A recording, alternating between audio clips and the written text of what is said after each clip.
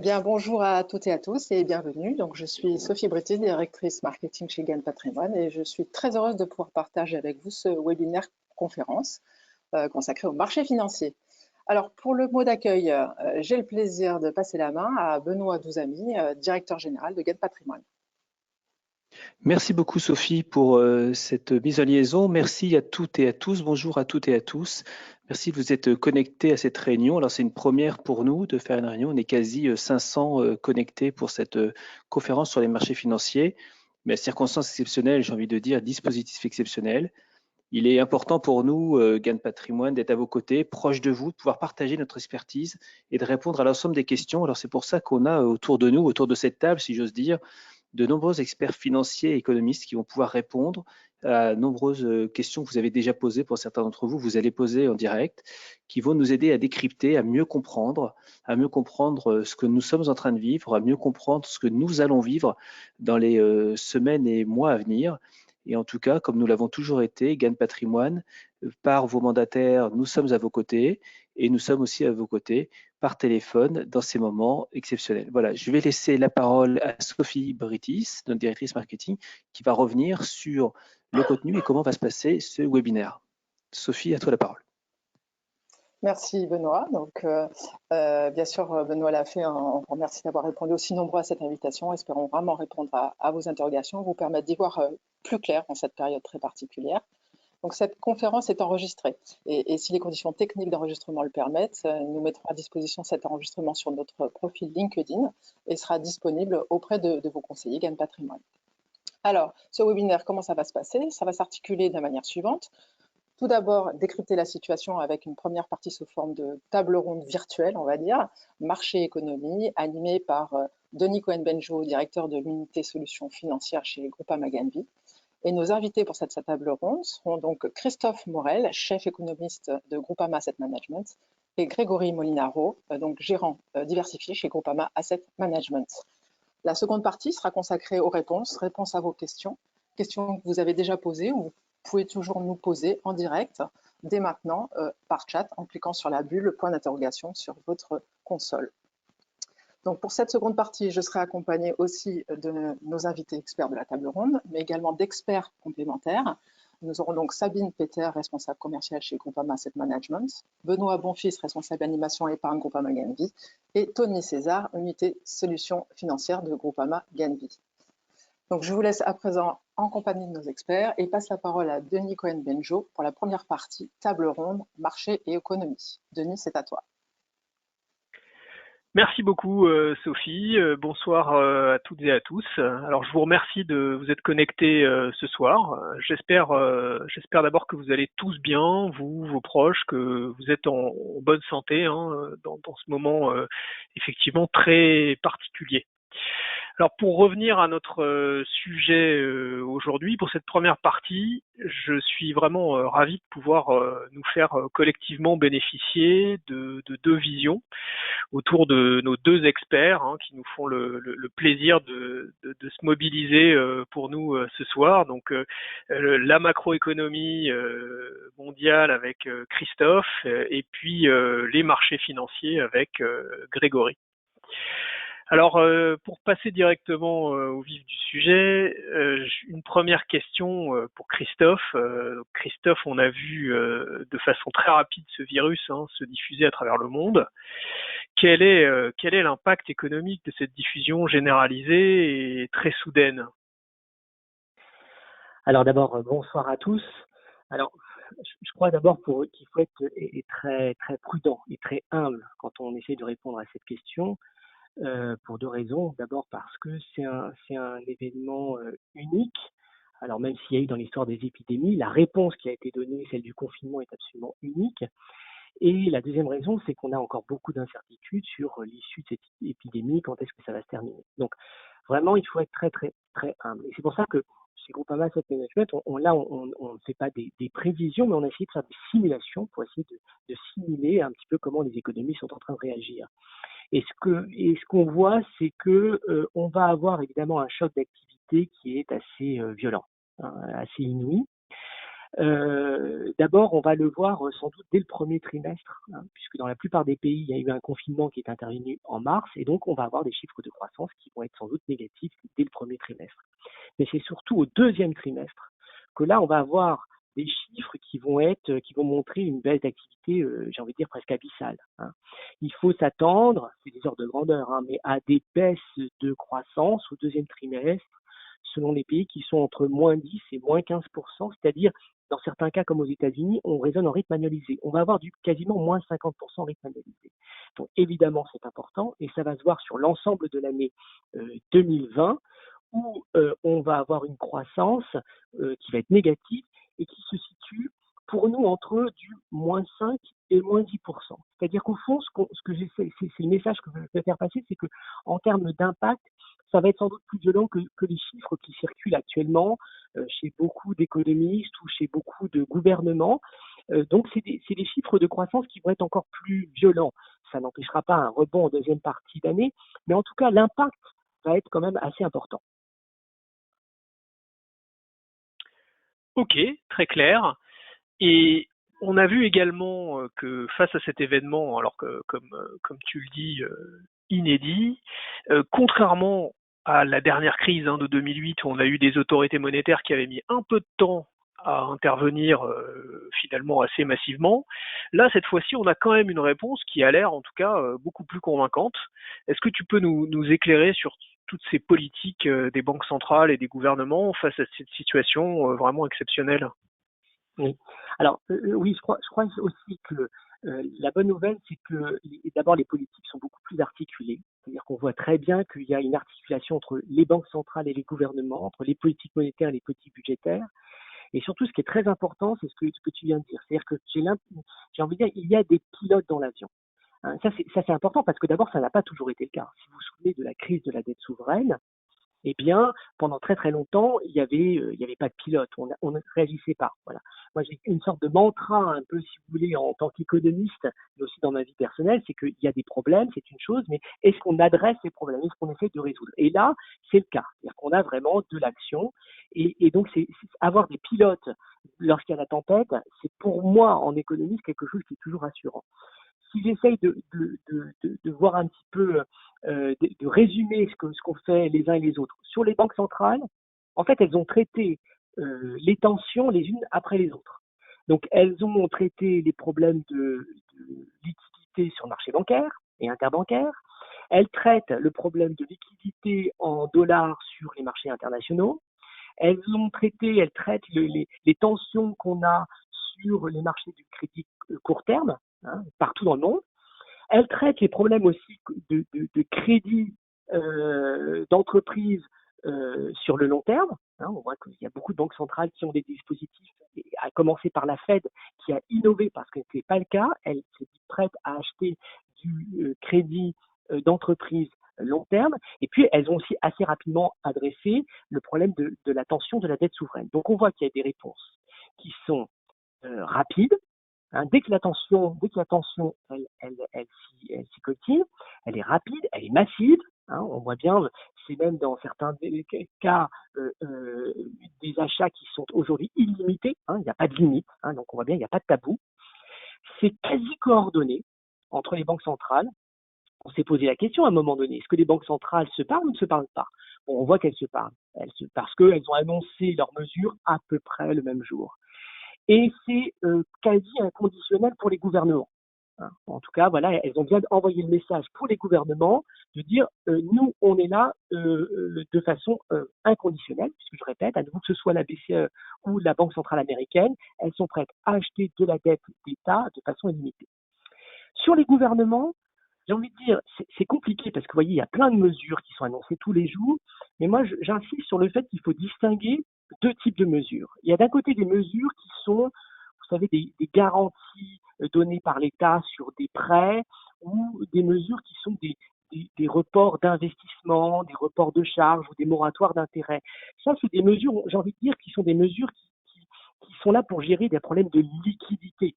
Et dans ces cas-là, c'est un report d'impôt, ce n'est pas une baisse d'impôt. Parce que c'est un report d'impôt, c'est on ne paye pas l'impôt maintenant, mais on est censé le rembourser plus tard. Quand c'est une garantie donné par l'État, ça veut dire que l'entreprise va rembourser. Ça, c'est une grande partie des mesures.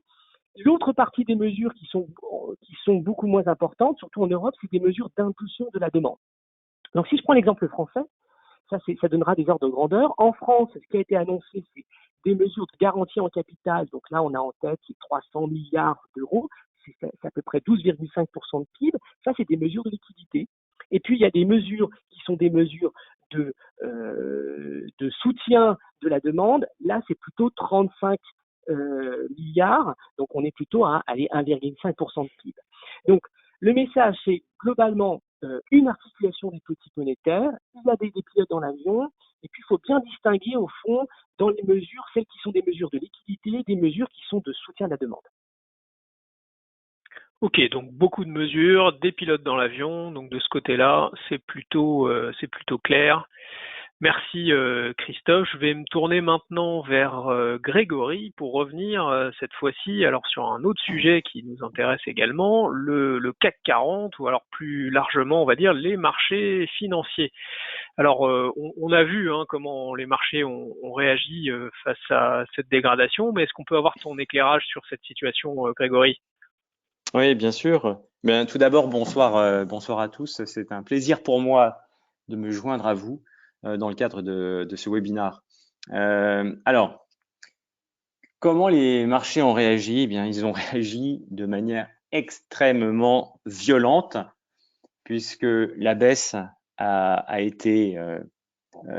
jamais été aussi forte dans un laps de temps aussi court. Jamais. Même lors des précédents cracks, on n'a jamais connu. De toute façon, je vais vous donner, je vais vous en donner l'illustration à travers l'évolution de la capitalisation boursière mondiale représentée par un indice qu'on appelle l'indice MSCI World. Voilà, c'est le portefeuille de marché contenant toutes les actions cotées. Cet indice qui avait atteint un plus haut le 19 février a baissé de 33% au 23 mars. C'est-à-dire qu'en l'espace de un mois environ, un tiers de la capitalisation boursière, donc des actions dans le monde, un tiers de la capitalisation boursière s'est envolé en fumée. Ce qui est tout à fait significatif. Alors, pourquoi les marchés actions se sont effondrés, en tout cas ont baissé avec une telle ampleur, de manière aussi rapide? Un marché financier, ça n'aime pas l'incertitude. Et lorsqu'il y a de fortes incertitudes, ça corrige de manière extrêmement sévère. Les trois incertitudes, elles sont les suivantes. Elles peuvent se formaliser à travers trois questions. Concrètement, quand aura lieu la fin de cette pandémie, de cet événement tout à fait extraordinaire, surréaliste? Quand y aura-t-il un terme à cette crise sanitaire? Ça, c'est la première question. Et bien entendu, personne n'a la réponse. La deuxième interrogation, c'est celle de la récession que nous sommes en train de traverser. Christophe l'a évoqué, mais concrètement, combien de temps ça va durer? On n'en sait trop rien, les marchés n'aiment pas ça. Donc, c'est la deuxième grosse interrogation. Et puis, la troisième grosse interrogation, concrètement, quelle sera la nature du rebond macroéconomique à terme de cette récession un petit peu exceptionnelle? Donc, à trois grandes interrogations, une énorme incertitude, et ça se traduit toujours par une baisse des marchés actions de manière sensible. Un marché action, ou les marchés financiers au sens large, sont des structures extrêmement efficientes au sens où on intègre tout de suite, où l'information disponible est tout de suite intégrée dans les cours. Et on peut dire que finalement les marchés sont en train d'anticiper le pire, et ils l'ont fait de manière quasiment instantanée. À noter néanmoins que depuis le 23 mars, parce que je me suis arrêté au 23 mars, les choses vont assez vite dans l'autre sens, puisque toujours pour reprendre ce même indice, la capitalisation boursière mondiale a repris en à peine une semaine 11%. Voilà ce qu'on peut dire sur l'effet qu'on pourrait qualifier d'épidermique que cela a eu sur les marchés actions. Alors, je ne parle pas du CAC 40. CAC 40, c'est un tout petit marché. Celui-ci a corrigé plus vite, d'ailleurs, a baissé de 30% en l'espace de 15 jours. Mais voilà, on va dire que ça, c'est presque anecdotique par rapport au reste. D'accord. Alors la question qui nous est le plus revenue, alors tu as un peu commencé à y répondre, mais pas complètement. J'aimerais bien qu'on revienne plus précisément dessus, parce que c'est vrai que la question qui nous revient le plus depuis ces dernières semaines, c'est toujours un peu la même. C'est celle de est-ce que le point bas a été atteint? Alors est-ce qu'aujourd'hui c'est trop tard pour sortir, c'est trop tôt pour rentrer? Est-ce qu'il faut commencer à revenir? Oui, il est où ce point bas, Grégory, d'après toi? Eh bien, j'en sais rien. Peut-être que le point bas, c'était effectivement celui du 23 mars.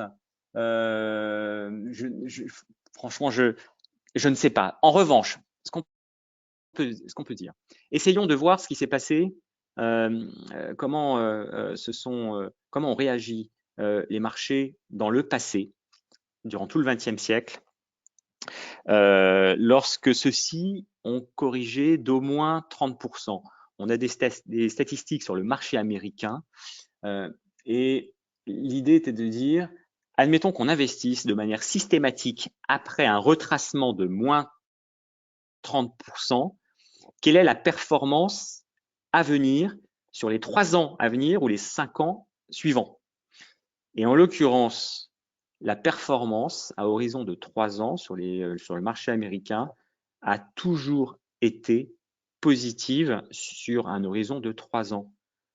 Donc, à condition que on ferme le journal, on coupe la télé, on n'écoute plus la radio, on investit aujourd'hui, on rouvre la cote dans 3 ans, en principe, si l'histoire se répète, la performance des marchés actions est positive, à condition que l'on soit sur un portefeuille très très diversifié.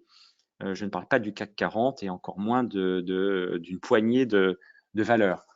Donc, je reformulerai les choses de la manière suivante. Je ne suis pas capable de dire si le point bas a été touché. En revanche, on peut dire qu'il s'agit d'un point très intéressant pour se réexposer aux actions. C'est comme ça que je le traduirais. Donc, d'une certaine manière, je pense que se poser la question de savoir s'il faut vendre aujourd'hui, c'est pas vraiment la bonne question. Ok, merci Grégory pour cette leçon d'histoire très intéressante. Alors, une autre interrogation, cette fois-ci plus prospective pour Christophe. On a aussi beaucoup de questions sur toutes ces mesures de soutien qu'ont menées les autorités, les gouvernements. Une fois que la crise sanitaire sera passée, essayons de nous projeter un peu, on risque de vivre du coup avec toutes ces montagnes de liquidités, de dettes pour un bon moment. Et une des questions qui se posent, c'est celle de l'effet à moyen long terme de ces politiques accommodantes assez agressives. Du coup, Christophe, est-ce que tu peux nous éclairer? Alors oui, alors bon, d'abord je pense que finalement on n'a pas trop le choix aujourd'hui que d'agir et de réagir. Mais pour les effets à moyen long terme, je pense qu'il y en a deux. Le premier, c'est comme tu viens de dire, c'est que oui, il va y avoir un impact sur la dette publique. Les dettes publiques vont augmenter dans tous les pays développés. Pour nous, en Europe, selon les pays, on va avoir des ratios de dette publique rapportés au PIB qui vont augmenter entre 10 à 20%. Dans le cas de la France, aujourd'hui, ce ratio de dette publique rapporté au PIB est à 100% et il va passer l'année prochaine à peu près autour de 115%. Donc oui, il y a une augmentation de la dette publique. Ce qui veut dire aussi qu'on a encore plus besoin demain qu'aujourd'hui de taux d'intérêt très bas. Donc vous savez, ma petite phrase des taux d'intérêt très très très bas pour très très très longtemps, je peux rajouter encore d'autres superlatifs, vous voyez. Donc ça on va avoir des taux d'intérêt très très bas pour très longtemps. La deuxième éventuellement conséquence, c'est qu'on voit bien que dans l'économie, on a un rôle de l'État qui monte. Vous savez que même dans certains pays, on se pose la question, en Allemagne, en France, de dire pour des entreprises qui seraient menacées, il faut que l'État nationalise ou renationalise. Et donc ça c'est important, ça veut dire que on va avoir des économies dans lesquelles l'État va être encore plus ou à nouveau, selon le capitaine de l'industrie, celui qui va réorganiser, restructurer certains secteurs. Donc voilà en gros les deux effets principaux que je vois, c'est augmentation de la dette et donc des taux d'intérêt très bas pour très très longtemps. Et deuxième, c'est un rôle de l'État qui va grandissant en économie. D'accord. Effectivement, c'est très très très très intéressant. Merci Christophe. Je vais rester sur la prospective, mais peut-être un tout petit peu moins loin dans le futur. Je voudrais t'interroger sur la reprise de la croissance économique. Donc, on a entendu plusieurs scénarios de redémarrage de la croissance, qu'elle pourrait prendre en fait des formes différentes, qui seraient des formes de lettres. Donc on parle beaucoup de reprise en V, c'est-à-dire qu'elle, après une baisse très forte, elle reprendrait extrêmement fortement aussi, et donc en forme de V. On parle aussi du U avec quelque chose d'un peu plus souple, du W avec une rechute, ou même du L si jamais elle ne se relève jamais. Alors Christophe, je voulais savoir quel était ton camp dans cet alphabet de reprise, quelle perspective tu vois sur la croissance?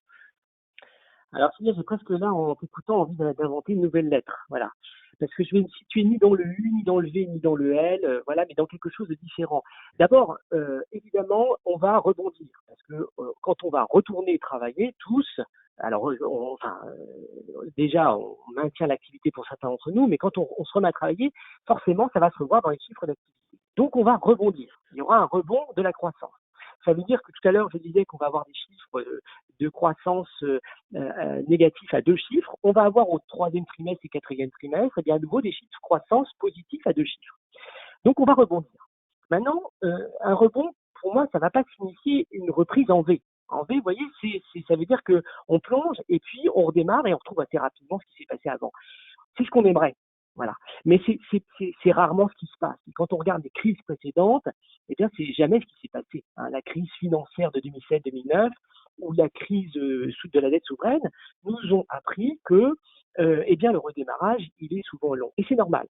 C'est normal parce que on a des incertitudes et il y a quelque chose qu'on connaît sur les marchés financiers, c'est que lorsqu'il y a de l'incertitude, ça persiste un peu. Ce qui est vrai sur les marchés financiers est vrai sur les comportements économiques. C'est-à-dire qu'on a de l'incertitude et donc on met du temps avant de retrouver de la confiance. Donc on a des comportements économiques qui sont prudents. Ça veut dire quoi? Ça veut dire que le ménage, oui, il va peut-être après se remettre à consommer, aller au restaurant, etc. Mais globalement, les marchés de l'emploi vont se dégrader. Il va être prudent, il va essayer de reconstituer des épargne de précaution. Donc il est prudent. Et les entreprises, c'est pareil. On le voit d'ailleurs, des annonces d'entreprises, leur premier réflexe, les unes après les autres, c'est de dire je reporte mes décisions d'investissement. Donc tout ça pour dire qu'on va avoir une période de convalescence qui va être lente et qui est d'autant plus lente que l'économie mondiale était avant la crise pas en si grande forme que ça. Donc voilà, il va falloir être patient parce qu'il y aura une période de convalescence qui va être assez longue. D'accord. Je vais rester dans la prospective, mais plutôt me tourner, alors évidemment virtuellement, vers Grégory pour revenir sur les marchés financiers.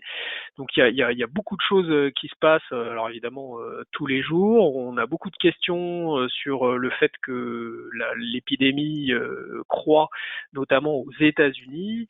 Et du coup, la question qu'on a envie de te poser, c'est quelles sont tes anticipations pour les prochains mois et quel positionnement et ce qu'il faut adopter sur les marchés, Grégory?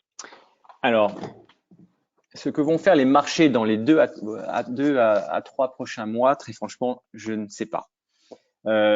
Et quand on gère un fonds diversifié tel que Gann Équilibre, les prises de position on les prend pour un horizon d'investissement qui est à minimum de 18 mois.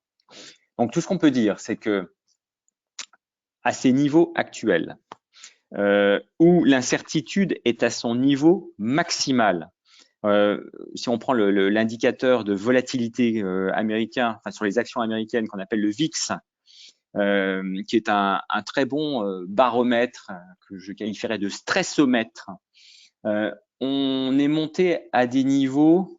Alors celui-ci est plutôt étalonné, on va dire, entre 10 et 20, c'est-à-dire que dans un régime de marché global, on est entre 10 et 20. Celui-ci a touché le niveau de 80 il y a 15 jours. Donc dans des contextes de panique, et cet indicateur en est l'illustration, suite à la très forte correction qu'on vient de connaître, nous, on est plutôt dans un contexte où on va reconstruire nos positions sur les classes d'actifs risqués de type action de manière progressive. Hein, que les choses soient claires, et en ayant pour horizon d'investissement 12 à 18 mois.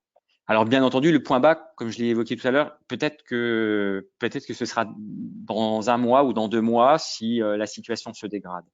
Mais quoi qu'il en soit, nous, en l'état actuel des choses, nous sommes à minima à la neutralité et nous sommes plutôt en train de reconstruire des positions sur les classes d'actifs risqués de type action, avec un horizon non pas de 2 à 3 mois, mais de 12 à 18 mois. D'accord. Merci, merci Grégory. Alors je vois le temps qui file et donc je voulais vous remercier déjà tous les deux vraiment énormément pour ces éclairages passionnants. Hein. Vous restez avec nous et je vais repasser la parole à Sophie pour vous introduire la partie questions-réponses qu'on a reçues. Sophie, à toi. Merci Denis, merci Christophe, merci Grégory, c'est très clair.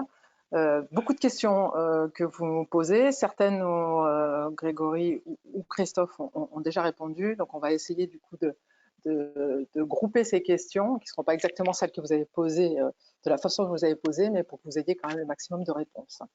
Les premières questions sont souvent aussi des clients qui possèdent des produits structurés. Donc, je vais tourner vers Benoît Bonfils, donc de Groupama Yanvi, et te poser donc les premières questions, Benoît. Au niveau des produits structurés, quelle est la situation aujourd'hui? Que faire aujourd'hui? Certains produits structurés sont sortis avec un bon résultat sur un bouquet de fonds euros. Qu'est-ce qui justifie ça? Des VL qui sont faibles, mais des produits qui ne sont pas sortis. Qu'est-ce que tu peux nous dire sur ces produits structurés pour expliquer et rassurer nos clients? Alors, bonjour à tous. Oui, c'est une question assez large.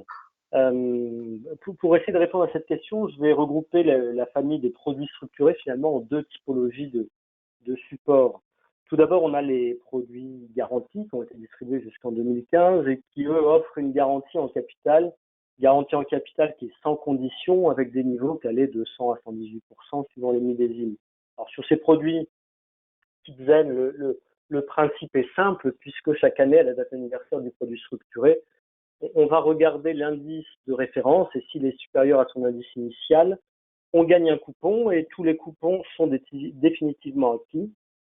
Donc c'est une bonne nouvelle et à titre d'exemple, on a une des offres largement souscrites qui était Opportunité Zen avril 2012 qui va arriver à échéance et qui offrira une belle performance. Dans ta question, effectivement, Sophie, tu parlais après de la protection. C'est la deuxième famille des produits. On a effectivement donc des produits qui sont avec des protections conditionnelles, très souvent autour de moins 40%. Donc tout d'abord, pour se rassurer, sur la base des conditions du jour, hein, aucun produit qui a été distribué n'a encore franchi la barrière de la protection au terme. Donc ce qu'il faut bien avoir à l'esprit sur ce type d'offre de produits structurés à protection conditionnelle, la valeur liquidative du produit qui peut avoir baissé ne signifie pas qu'on n'a plus la protection à terme. Et donc, si les valeurs liquidatives de certains supports, notamment les plus récents, ont pu baisser ces dernières semaines, il va être important de ne pas sortir en cours de vie de ces supports, car, comme je vous le disais, la protection est valable qu'au terme.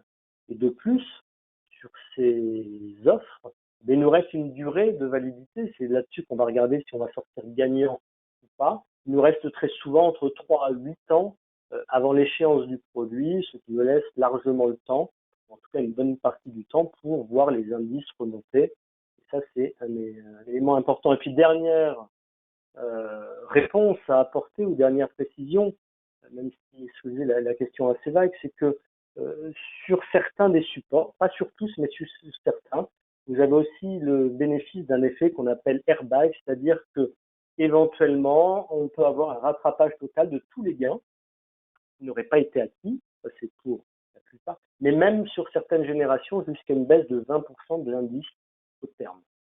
Donc voilà, à ce jour, en tout cas, pas d'inquiétude sur la protection du capital sur les différents produits. Merci Benoît. Donc il est urgent de ne pas sortir, si je comprends bien, effectivement. J'ai une deuxième question vers toi, Benoît, qui revient plusieurs fois. Qu'est-ce qu'on peut dire, je te la pose cash, hein, sur la solidité du groupe Groupama Gan? Tout d'abord, je pense que vous pouvez être rassuré, il n'y a pas d'inquiétude à avoir sur la solidité du groupe Groupama Gan. Alors, pour illustrer mes propos, je vais prendre quelques chiffres. Tout d'abord, si on se replace fin 2019, là, alors j'ai donné des chiffres un peu précis, mais la solidité du groupe, Groupama Gan, était en hausse par rapport à fin 2018, et ce, malgré des comportements adverses des taux durant toute l'année 2019. Alors, le groupe affichait au 31 décembre 2019 un ratio de solvabilité de 178%. Alors, pour les plus férus, même vous donner ce ratio était de 302% avec des mesures transitoires, il avait gagné 11 points par rapport à fin 2018. Si on se replace au 13 mars, 13 mars, c'est quasiment les points bas par rapport à ce qu'on a connu aujourd'hui. On a regagné depuis une dizaine de points. Donc, au 13 mars, les estimations réalisées, et donc malgré les mouvements forts sur les taux d'intérêt, sur les actions, le ratio de solvabilité du groupe Groupama Gan était de 150% hors mesures transitoires et de 300% avec mesures transitoires, ce qui prouve bien, en conclusion, la résilience, la résistance du bilan et donc de la santé financière du groupe. Merci Benoît. On va continuer dans l'offre, en tout cas dans les produits, dans les unités de compte, les UC. J'ai la question suivante et du coup, je vais faire appel à toi, Sabine, donc responsable animation chez Groupama Asset Management. Donc, beaucoup de clients ont souscrit aux stratégies à venir orientées sur les petites et moyennes valeurs. À ton avis, quelles sont les perspectives? Et je vais te poser la deuxième question d'un coup, ce qui m'évitera de te couper la parole après, c'est quelle est la situation également sur World Vision Air? D'accord, merci Sophie. Alors, les stratégies à venir, rappelons les fonds dont il s'agit. Ce sont Groupama Avenir Euro et J-Fund Avenir Europe. Rappelons que ce sont des fonds actions, des actions d'entreprises cotées et qui ont une capitalisation qualifiée de petite à moyenne. À ce titre, puisque ce sont des fonds actions, ces fonds ont un niveau de risque élevé, voire très élevé, puisque sur l'échelle de risque qui va de 1 à 7, nous sommes en niveau de risque 6. Et d'ailleurs, ce risque s'illustre bien en période de crise, puisque pour Groupama Avenir Euro par N, depuis le début de l'année au 27 mars, le fonds fait moins 21,35% contre moins 29,49% pour son indicateur de référence, le MSCI EMU Small Caps. Sur 5 ans, du 27 mars 2015 au 27 mars 2020, il fait plus 42%. Contre moins 1,12% pour son indicateur de référence. Alors évidemment, les performances passées ne préjugent pas des performances futures, mais ce que l'on peut dire, c'est que ce sont des fonds, et vous le constatez par rapport à ces performances, par rapport aux performances de l'indicateur de référence, sont parmi les meilleurs de la place, si ce ne sont les meilleurs.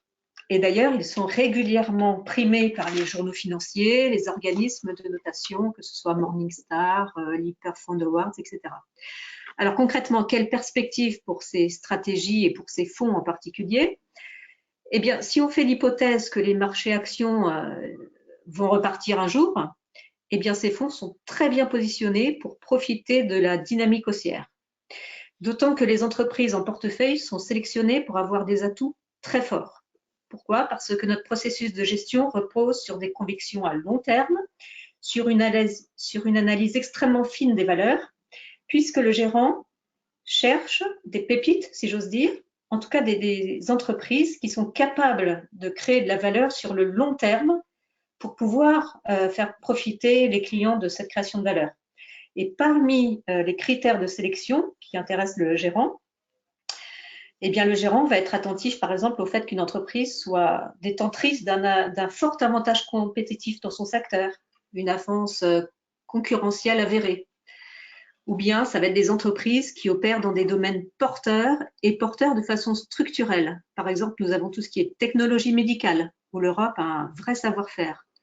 Tout ce qui est automatisation et robotisation dans l'industrie.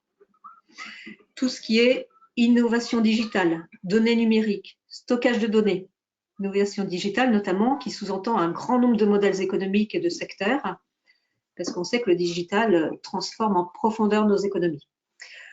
On va aussi trouver des entreprises qui sont capables de faire progresser leur chiffre d'affaires, leurs résultats opérationnels, par un positionnement sur des marchés porteurs, des stratégies tournées vers la croissance grâce à l'innovation produit, grâce à l'investissement en capital et grâce à la conquête de nouvelles clientèles.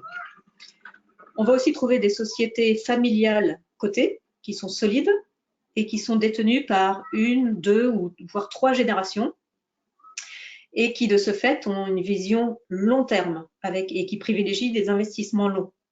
Alors, ces sociétés familiales de bonne qualité ne méritent certainement pas les moins 30% subis lors de cette crise. Quoi qu'il en soit, toutes les entreprises que constituent Groupama Avenir Euro et Geffen Avenir Europe ont des activités et offrent des produits qui ont une demande structurelle qui est puissante et qui répondent à des besoins qui vont rester forts, voire s'intensifier. Voilà ce que l'on peut dire sur les perspectives. Toujours pareil, il faut laisser du temps au temps. C'est vraiment des fonds qui sont conseillés pour le long terme. Et ben voilà, il faut patienter. Ah oui, alors l'autre question, elle portait sur Geffen World Visionnaire, son positionnement. Alors, Geffen World Visionnaire, la plupart des clients le connaissent sous le nom de Mondgan, puisqu'il vient de changer de nom il y a peu de temps pour s'appeler désormais Geffen World Visionnaire. C'est un des plus anciens fonds de la place, car il a été créé en 1963, donc on a un bel historique. C'est un fonds qui est composé à 100% d'actions, donc avec un niveau de risque élevé, 6 sur l'échelle qui va de 1 à 7. Ses performances depuis le début de l'année, arrêtées au 27 mars 2020, moins 20,83% pour le fonds et moins 21% pour son indicateur de référence, le MSCI World. Et respectivement, plus 11 et plus 13 sur 5 ans. Voilà, encore une fois, les performances passées ne préjugent pas des performances futures. Mais l'avantage de ce fonds, c'est que c'est un fonds 100% actions, mais qui est aussi très diversifié au niveau géographique, puisque c'est un fonds d'action international, où les gérants peuvent investir sur des sociétés des États-Unis, de l'Europe, du Japon, de l'Australie, Hong Kong, Nouvelle-Zélande, Singapour. Le gérant peut investir sur des sociétés de toute taille, petites, moyennes, grandes, voire même très grandes. Et quel est son positionnement aujourd'hui ? Alors, à ce stade, on reste diversifié géographiquement, en taille de capitalisation, mais comme il reste encore de nombreuses incertitudes sur l'ampleur du choc sanitaire et économique du Covid-19 et que le manque de visibilité pèse encore très lourdement sur les marchés, nous avons désamorcé le risque le plus immédiat et nous avons allégé, nous avons vendu les business models qui sont le plus affectés par la crise, à savoir par exemple les compagnies aériennes et tout ce qui est services pétroliers, même si nous en avions déjà très peu en portefeuille. Néanmoins, on a quand même allégé. Pour le reste du portefeuille et de façon globale, nous maintenons notre positionnement sur des entreprises dites de croissance et de très bonne qualité, plutôt que de vouloir acheter des entreprises décotées, pas chères, mais de moins bonne qualité. On privilégie toujours la qualité dans toujours cette même optique. Voilà, donc pour résumer, on s'allège sur des modèles d'affaires endommagés et on privilégie, comme pour les stratégies à venir, des entreprises qui peuvent profiter de tout ce qui est innovation médicale, essor du digital, de la donnée numérique automatisation de l'industrie, tout ce qui est au cœur du développement de l'e-commerce, de l'industrie 4.0. Voilà, des entreprises aussi qui sont positionnées sur des niches et qui ont un avantage concurrentiel.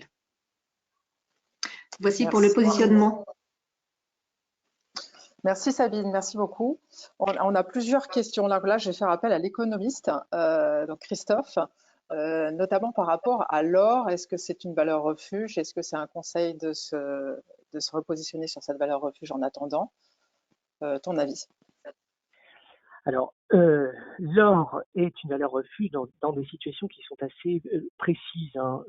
On achète de l'or soit quand on n'a plus confiance dans les banques centrales, voilà, donc il y a un problème de crédibilité des banques centrales, soit lorsqu'on craint le retour de l'inflation.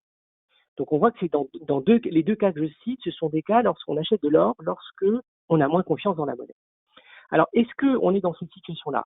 D'abord, sur les banques centrales, finalement, ce que j'ai dit tout à l'heure, c'est qu'il y a des pilotes dans l'avion. Donc, elles sont crédibles, elles agissent, elles sont là. Donc, à mon avis, ce n'est pas un argument. Deuxième argument, est-ce qu'il y a un retour de l'inflation? Et ça, je vois souvent cette question de dire, avec tout ce qu'on a mis sur la table, tout ce que mettent les États sur la table, ça va créer de l'inflation. Et je pense que c'est faux, parce que je crois que derrière ce type de raisonnement, on a cette idée, vous savez, d'une économie qui est en guerre. Mais c'est complètement abusif. On a un discours politique qui est on est en guerre contre l'épidémie, mais l'économie n'est pas en guerre. Quand vous avez une économie qui est en guerre, c'est une économie qui est détruite. Voilà, le capital est détruit, le capital physique est détruit et le capital humain est en partie détruit. Et donc quand vous sortez de la guerre, vous n'avez pas de capital et puis vous avez de la demande. Forcément, s'il n'y a pas d'offre et qu'il y a de la demande, eh bien les prix montent. On n'est pas du tout dans cette situation-là. On est dans une situation où au contraire, on s'interroge sur le fait qu'il n'y a peut-être pas suffisamment de demande. Donc, je ne crois pas qu'on est dans une situation qui est de situation de retour de l'inflation. Et donc, si je reviens à mon raisonnement de départ, que ce soit pour les banques centrales ou que ce soit sur les perspectives sur les prix, l'or ne me semble pas être la bonne réponse. Et du coup, pour aller un petit peu plus loin, même si c'est un petit peu différent, est-ce que le pétrole peut rester durablement bas? Qu'est-ce que tu peux dire sur le pétrole? J'ai plusieurs questions également qui arrivent sur ce sujet. Alors, le pétrole, en gros, le pétrole baisse dans deux cas de figure. D'abord, quand l'économie mondiale va moins bien, parce qu'on dit que l'économie mondiale va moins bien, il y a moins de demande de pétrole et le pétrole baisse. Donc, il y a un peu cette raison-là. Et il y a une seconde raison qui est au fond, la décision que prend les pays producteurs de pétrole sur leur production et leurs quotas. Et donc là, en fait, on va dire que c'est des raisons géopolitiques pour l'essentiel. On voit bien, c'est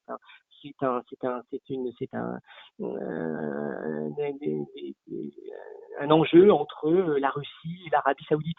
Donc là, je n'ai pas de réponse, parce que je pense que du point de vue de l'économie mondiale, on va remonter. Donc ça va être une raison pour que le pétrole remonte un peu. D'un point de vue géopolitique, là, j'ai pas de réponse. Elle est dans ce que pourraient décider la Russie et l'Arabie Saoudite. Mais il y a une forte pression. Ce que je peux rajouter, c'est qu'il y a une forte pression quand même de Donald Trump et des États-Unis pour quand même, parce que le pétrole qui reste durablement bas, ça va être une mauvaise nouvelle pour le pétrole américain, le pétrole de schiste américain. Donc il y aura une très forte pression américaine auprès des uns et des autres, notamment l'Arabie Saoudite, pour changer de fusil d'épaule quand même. Merci. J'ai une dernière question, Georges de Continent. Est-ce que la Chine va s'en sortir avant les autres ou va-t-elle souffrir du confinement de ses principaux clients? Alors, je pense que d'abord, dans la Chine, il faut distinguer, ça c'est important, la Chine de la province d'Hubei. Vous savez, la province d'Hubei, c'est la province d'où est partie l'épidémie, c'est le foyer épidémique. Quand on regarde aujourd'hui comment a redémarré l'activité en Chine, hors province d'Hubei, l'activité a redémarré depuis un certain temps. On a des taux de reprise d'activité qui sont quasiment à 100% dans toutes les provinces. Là où ça met beaucoup de temps, et c'est très important parce que c'est une leçon pour nous Européens, c'est lorsqu'il y a un foyer épidémique.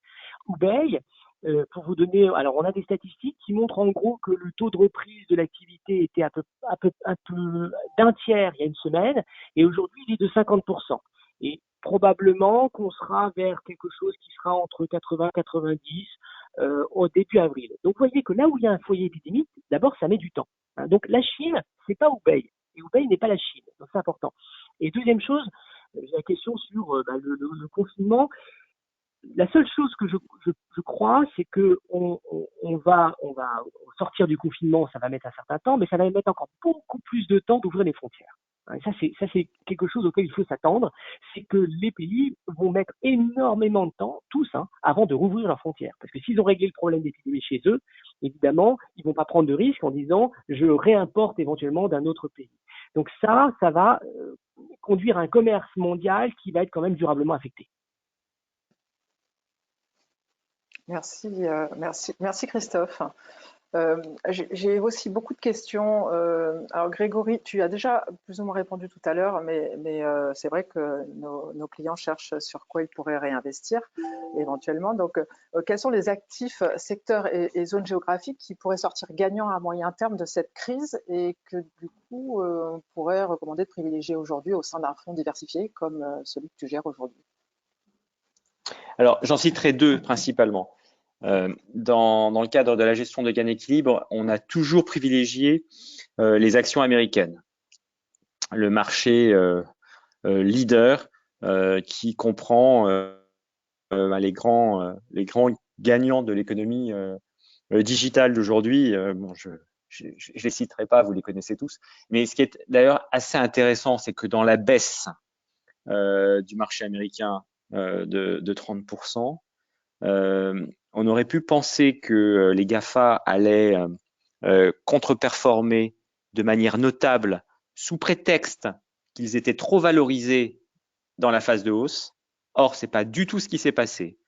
Dans la phase de baisse, les GAFA ont été, sans exception, beaucoup plus résilients que le marché américain, que l'indice de marché américain. Un exemple, Amazon, ça a baissé de 1%. Microsoft, 15%, alors que le marché américain baissait de 30%. Donc, bien avoir à l'esprit que manifestement, c'était pas le dégonflement d'une bulle dans le cadre des GAFA. Ces valeurs-là ont surperformé notablement à la hausse. C'est ce qui a permis au marché américain de connaître les performances qu'il a connues jusqu'alors, mais ont également surperformé à la baisse. Donc, ont été également résilientes. Donc, pour revenir à la construction de portefeuille, très clairement, ah oui, alors justement, concernant toujours les GAFA, l'activité s'arrête, donc les usines s'arrêtent. En revanche, les serveurs informatiques, eux, continuent de tourner et à plein régime. La deuxième classe d'actifs que l'on privilégie dans le gain d'équilibre, que l'on commence cette semaine même à intégrer dans les portefeuilles, c'est le crédit high yield, tout simplement parce que les spreads se sont sensiblement écartés et que c'est évidemment une fenêtre pour nous de se réexposer à cette classe d'actifs qui a fait l'objet d'un stress que l'on considère comme étant très excessif. Donc, nous pensons que finalement, les classes d'actifs qu'on a surpondérées, qu'on continue à surpondérer l'année dernière, à savoir les actions américaines et les large cap, toujours les grandes capis, seront encore les grands gagnants lors du redémarrage de l'activité dans les mois qui viennent. En revanche, on commence à sortir nos positions sur les dettes d'État, qui seront évidemment beaucoup moins intéressantes, même dans le cadre de la diversification des portefeuilles dans les mois et années qui viennent.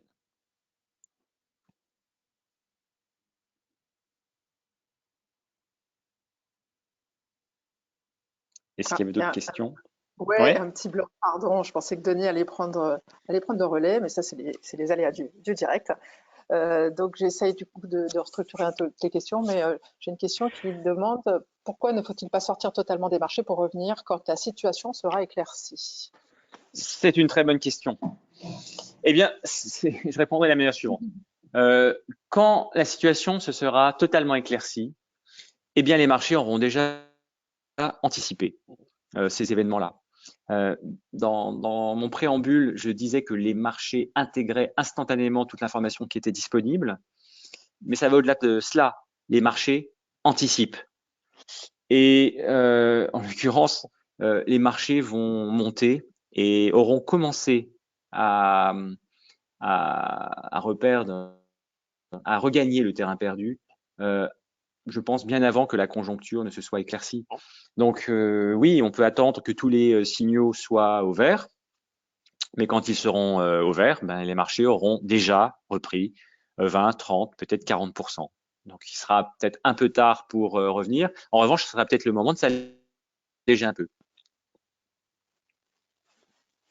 Ok, donc du coup, je me revoilà. Il y a juste un adage, je terminerai juste là-dessus pour conclure sur cette question. Il y a un adage boursier qui j'aime pas les adages boursiers, mais il y en a un qui est intéressant, qui me plaît. Il y en a un seul à retenir, c'est qu'il faut vendre au son du violon et acheter au son du canon. Alors c'est vrai que Christophe nous a dit qu'on n'était pas en guerre, hein. Contrairement à nous ne sommes pas en situation de guerre, contrairement à ce que Emmanuel Macron nous a signifié la semaine dernière. Mais quoi qu'il en soit, le contexte d'incertitude dans lequel nous sommes nous pousse, et je pense que j'ai martelé le message à travers les réponses aux questions. Mais très clairement, il y a une opportunité aujourd'hui pour revenir sur les actions. Alors, faisons-le de manière progressive. Oui, c'est très clair. Merci Grégory. Donc je relais Sophie sur les questions. Je te garde Grégory.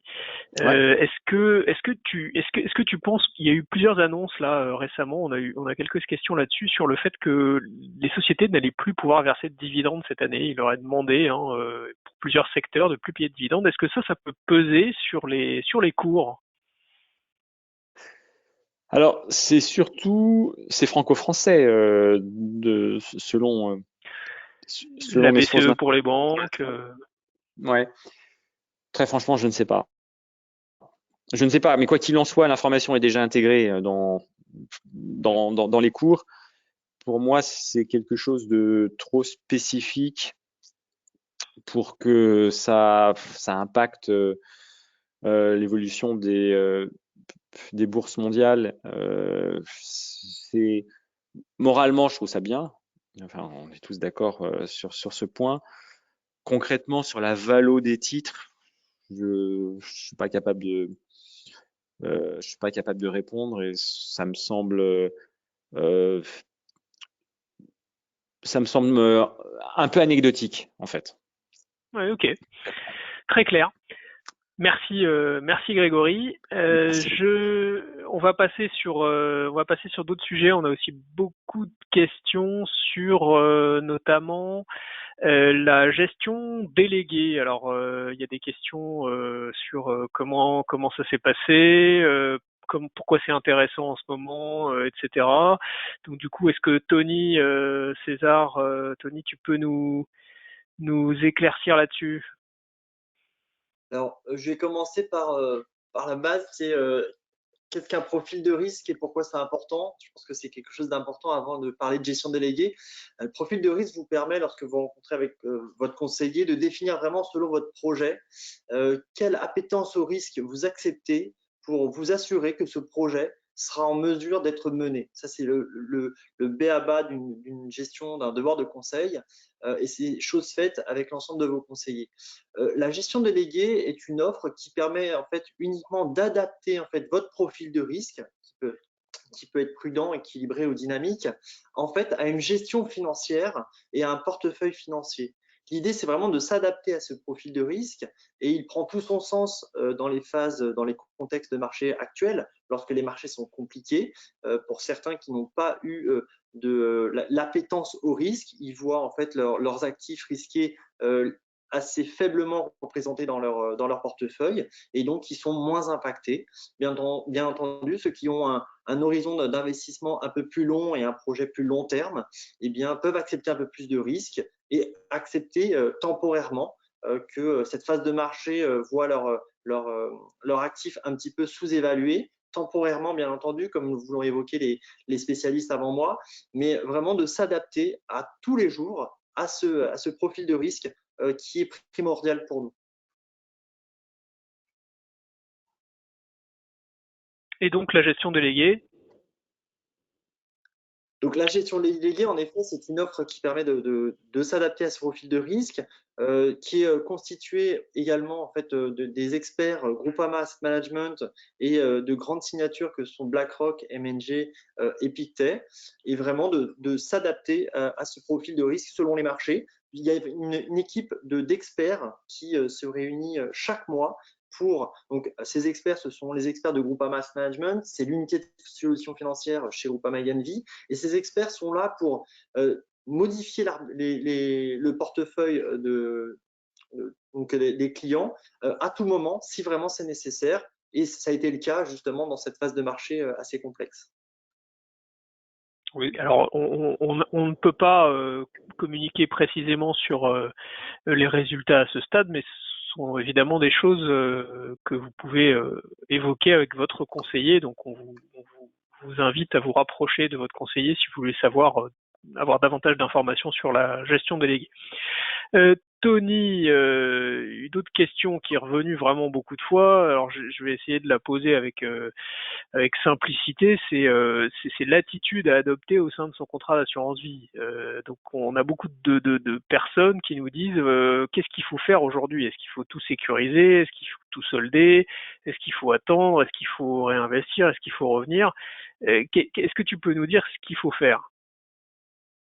Alors, une question que tu dis simple, mais qui est en effet plutôt complexe. En effet, alors tout sécuriser, je reviendrai toujours à votre projet qui a été défini avec votre conseiller. Si c'est un projet de long terme et qui ne nécessite pas de débloquer les sommes qui sont investies sur votre contrat d'assurance vie, sécuriser ne ferait que acter finalement une perte et ne permettrait pas, comme l'évoquait tout à l'heure Grégory ou Christophe, de profiter d'un éventuel rebond si jamais il y en a un. Donc, sécuriser n'est peut-être pas la meilleure solution. Je rappelle toujours votre projet, l'horizon de placement qui avait été défini, maintenez-le. C'est le premier conseil que l'on peut vous donner. Ensuite, tout solder vraiment, c'est si vous avez un besoin urgent, si vraiment il n'y a pas de besoin immédiat de liquidité, il n'y a pas de raison de casser ce projet et de maintenir vos épargnes investies. Maintenant, attendre pour investir, eh bien, je reviendrai à la citation de Grégory. Attendre, c'est un petit peu ne pas acheter au son du canon et n'attendez pas que le boulet soit parti pour ensuite vous exposer. Il sera peut-être trop tard. Donc, l'un des conseils que l'on donne très souvent lorsqu'on intervient, c'est réinvestir, oui, mais encore une fois, ne pas être trop opportuniste sur ces phases de marché qui sont assez volatiles et privilégier plutôt un investissement programmé, un investissement régulier, récurrent, avec des sommes régulières, non pas peut-être tout d'un coup, mais régulièrement, prendre des points bas, aller chercher chaque semaine, chaque mois des investissements qui vont vous permettre de lisser vos points d'entrée. C'est certainement cette phase de volatilité l'un des meilleurs conseils que l'on peut vous donner pour profiter peut-être de ce point bas ou peut-être d'un point bas qui arrivera dans les prochaines semaines. On n'a encore une fois pas de boule de cristal, mais cette programmation d'investissement a toujours fonctionné sur le long terme dans les programmes d'investissement.